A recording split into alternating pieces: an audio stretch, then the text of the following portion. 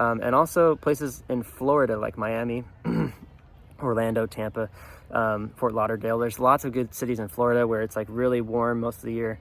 They do have hurricanes and stuff like that, so keep in mind that. But you know, you can find pretty affordable places to live, especially in Tampa. But just keep in mind in the U.S., the more affordable places you look at, usually the less safe they are.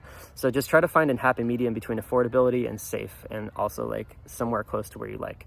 You know, living in the US has a lot more costs. Like usually you need to get a car, and usually you need to have health insurance and all this stuff. Whereas living abroad, you can get travel insurance. You don't really need a car. But there's, you know, all sorts of things you can do to avoid that if you want, like get a bicycle and just ride a bicycle around and live kind of central to where you want to, you know, go every day. Renting a car is really cheap in Los Angeles. That's why I like Los Angeles, is because car rentals range between like 20 to 40 bucks a day on the low end, and they're pretty decent cars. So, you know, that's really affordable if you want to just go the route of renting a car instead of owning one. But if you have enough money, you know, just buy a Tesla. Those cars are electric, and there's charging stations all over the place, and they're pretty affordable nowadays. And, you know, obviously, like, that's going to allow you to not have to spend any money on gas. So that's probably one of the best ways to go.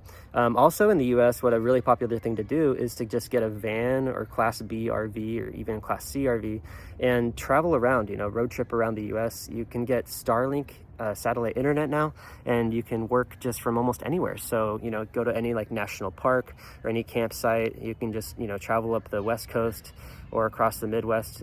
You know, you just got to take care of your car. Of course, if you have a gas car, it's going to cost more in gas to do that, but you just have more options. You can be really nomadic and live anywhere you want, work from anywhere.